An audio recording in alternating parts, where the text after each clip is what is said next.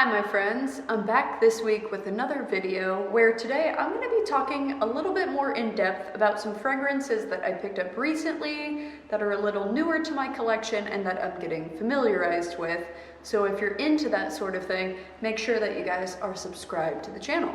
Okay, I'm gonna hop right in. So I have quite a few, so I'm not going to be reading the notes of all of the fragrances necessarily. I'm just gonna give you a synopsis of what I get from the fragrances and give you guys my opinion. So I'm gonna start off, I had heard about this fragrance in a couple different videos, and this is CK Into You, Calvin Klein, and this is women's fragrance, although arguably I think that this could go well for a man or woman. This is a really fantastic fragrance for any time that you need a pick-me-up. Like let's say your office can be a little bit like hot, or maybe you're going to the gym, or maybe you're going to the beach. I think that this is a very refreshing fragrance. So this is a citrus forward fragrance that definitely has a musky, woody base to it. So it has a unisex vibe to it when it dries down. It's got a little creaminess, but upon the beginning, you get a really nice burst of lemon and citrus. So it's refreshing, but it dries down to be woody. And I think that if you like Dolce & Gabbana light blue, then you would like something like this. I wore this to the gym one day when I was doing yoga, and anytime I kind of like moved into a new position, I got a little whiff of it, and I just kept thinking like, oh, I smell so fresh even though I'm sweating right now. So yeah, this is a good fragrance for that. I recently signed up to Royalty Scents, which is a subscription service where once a month they'll send you a fragrance of your choosing, and I picked out Christian Dior Gris Dior. So this is a rose fragrance. It has oak moss, patchouli, cedar, amberwood. So this is a nicely balanced Chypre fragrance. It's got, you know, a little bit of classic undertone because it has that sandalwood, it has the patchouli, the rose, and I find this to be a really well-balanced fragrance. I think that it's a little bit wintertime. It has a little bit of depth and darkness to it, but I don't find it to be heavy. I don't find it to be too mature or cloying. I just find it to be a nice daytime fragrance if you like a little bit of darkness. It's not going to be a daytime fragrance that's going to be really bright and happy. I find this to be a little moody. So if you like your fragrances to be kind of moody, a little bit rosy, you know, some people find that antique-y. I personally don't. I don't find that an antique fragrance, but it's nice. It's interesting that it doesn't have pepper in it because I almost smell like a pink pepper undertone. It has a little bit of kick to it. But the longevity is good. The sillage is moderate, so it's not going to be one that's going to choke people out. It's appropriate for daytime, just kind of chill occasions, and I think that it would be better suited towards people 25 and older. Next up, I have Te Matcha 26 from Le Lobo. Now, I'll say I haven't got a full wear out of this one. I think I sprayed it kind of haphazardly, didn't pay attention enough to it. But I'd say that this one does go down to a skin scent. So this one has fig, vetiver, woods, and bitter orange, and some tea notes in it. So this tends to be a slightly herbal, woodsy fragrance. It's very light. It has a nice sweetness to it from the fig, and this would be really good for someone who doesn't like to smell fragrancy. They like to smell a little bit more natural. It's a very calming, inviting, and it's Japanese inspired, so it's inspired by matcha tea, and it has really slight undertones that kind of meld into your skin and just make you smell good. So when I wore it, it did not have a big projection, and I think a lot of fragrances from Le Labo don't necessarily have tons of projection. Some of their fragrances are meant to be a little bit more of adornment to you and not like screaming, and this is one of those. So I really like it, and I think that this is great for days that you don't really want to wear anything. You just want to smell nice, but you don't want to be screaming fragrance. Next, I have Calvin Klein Euphoria. So I was really happy to pick this up because I used to wear this in the body cream, and I had like a mini spray that was gifted to me many, many years ago. And this is a moody fragrance in my opinion. So it's got the alluring note of pomegranate. So it gives it that deep, dark berry fragrance that's sweet, but it has a richness to it. It has black orchid in the mid, and it has mahogany wood and whipped cream in the base. So it is a dark, moody fragrance, and it has a distinctly green note to it. It has something a little bit dirty, and I'm really surprised that it doesn't have patchouli, but it does have vetiver. So I think that's what gives it an earthy fragrance. So if you're not into something that's a little bit dark, a little bit dirty, a little bit green, then I don't think you'd love this, but I think that it is nicely balanced by the red berries and a floral that's not super in your face. I find this to be very fitting to my personality. I love this because it has a darkness, it has a seriousness to it, but it has a little bit of sweetness in it. So this is one of those ones that I could see being like a signature scent. Ooh, this one has to be one of my absolute favorites of the moment. So this is L'Eau d'Izzy by Issey Miyake. This is the Eau de Toilette, which is the original, and this came out in 1992. And I actually just got acquainted with this fragrance, and I had never smelled it, and I was in a department store smelling fragrances, and one of the associates came up to me and just handed me a card and was like, "Do you like this?" And I smelled it, and I hate being like bombarded by the workers. I can't stand it. I know that they're trying to make a sale, but like I get really, really uncomfortable. But I'll say, this one was such an incredible fragrance, and I'm so happy she showed it to me. So this is an aquatic floral. It's very bright, it's very watery, it's very fresh.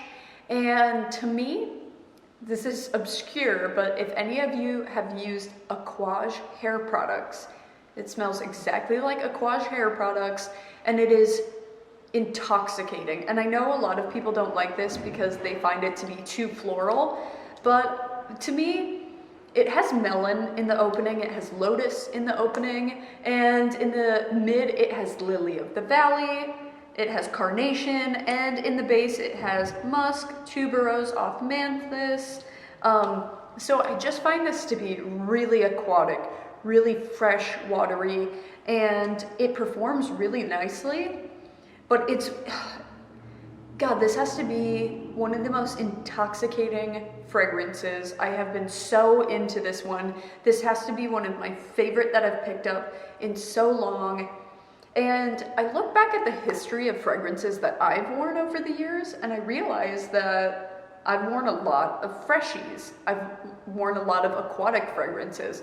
And so I think I'm coming back around to that. And something about this just makes you feel, it's not mature, but it's not childish. It's just, it would speak to so many people. I think it's completely unisex, and I think it just smells so incredible. So you guys should check this out. If you haven't smelled this, try and find it.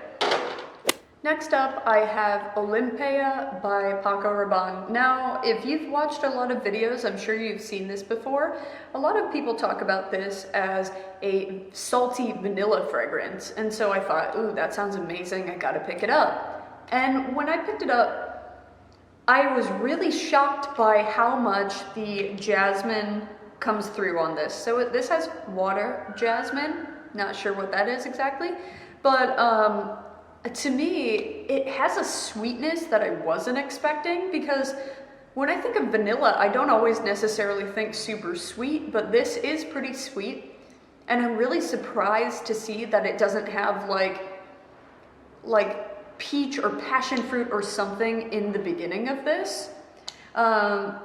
It has green mandarin, but this has like a fruity sweetness that I couldn't deny. When I first put it on, I was like, wow, that's more tropical than I thought. And I think it performs really well. I think it smells nice, but to me, it's a little bit syrupy, and I don't like it as much as I thought. I don't dislike it, but I don't like it as much as I thought, because I thought with the salty aspect, it would give it a little bit of balance in like the kind of like gourmand realm. But I find this to be a little bit floral and a little bit fruity, and that's not what I wanted from this. I wanted more true vanilla salty, give me a little bit more dessert, a little bit more decadent, not so much like fruity sweet syrupiness. Next up is a little mini that I got from the Lobo along with the Té Matcha. So this one is Neroli 36. Typically, Neroli and I don't get along all that well, so I didn't even pick up Neroli to smell, and I was asking the associate what he thought I should get, and he asked me if I smelled it, and I was like, I don't like orange blossom or Neroli that much. It's like taken me some time to get around to it, and he said, why don't you give it a try? Why don't you give it a try and tell me what you think? And I was so happy that he showed it to me, because this is like the ultimate summer fragrance. So this has rose, musk, mandarin orange, which is slightly aldehydic, jasmine, vanilla, and obviously neroli. But it's interesting, when I smell it, I smell something slightly salty, slightly sunscreen, and almost like watermelon-like. And to me, this smells like the beach. It smells so fresh, it smells so bright, it smells happy without being overly sweet.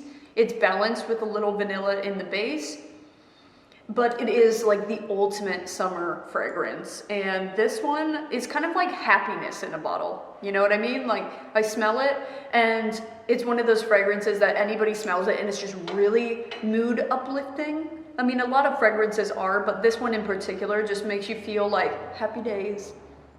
Okay, next up I have Angel Muse Eau de Toilette. You guys might have seen where I talked about this in the video with my brother. So this is a really interesting fragrance because this is the Eau de Toilette, so this is supposed to be the lighter one, but in no world is this a light fragrance. This is a beast. And so this has passion fruit, lemon, hazelnut cocoa spread, cassis, vetiver, akigala wood, chocolate, and caramel. So I thought that this was going to be sweeter. I thought this was going to be more gourmand, but this has an indescribable dirtiness in the same way that Euphoria does, where it has an earthy, woody, dirty undertone. And once again, this has vetiver in it, and so does this. So it reads a little patchouli-esque. And that hazelnut spread, in my opinion, is not like a sweet Nutella, but rather like a bitter dark chocolate and a cocoa, like a hazelnut, like an actual nut, not like a spread, not like a sugary spread, but this has an undeniable earthiness to it. So when you first spray it, it's really bright with the citrus, but it's kind of conflicting. I won't lie. When you first spray it, it's a little bit like, nope, that's too much. And then as it dries down, I think that this is a polarizing scent. I think a lot of people would not care for this scent. But to me, there's this almost animalistic, addictive quality where I'm just drawn to it. It's like dirty, it doesn't make sense, but I want to keep smelling it. And it's funny because I mentioned to my brother that it smells a little bit like body odor, and maybe that's what the like animalic, like, you know, animalistic driven nature is. You know, that's weird to say, but that's the truth. But yeah, it's got a little citrus in the beginning to give it some brightness, but this is polarizing. Do not blind buy this. A lot of things are not like safe blind buys, but this one in particular is bizarre. And I could see why people don't like it. You know, if someone said, I hate this, I would say, I hear you, but I like it and I don't know why.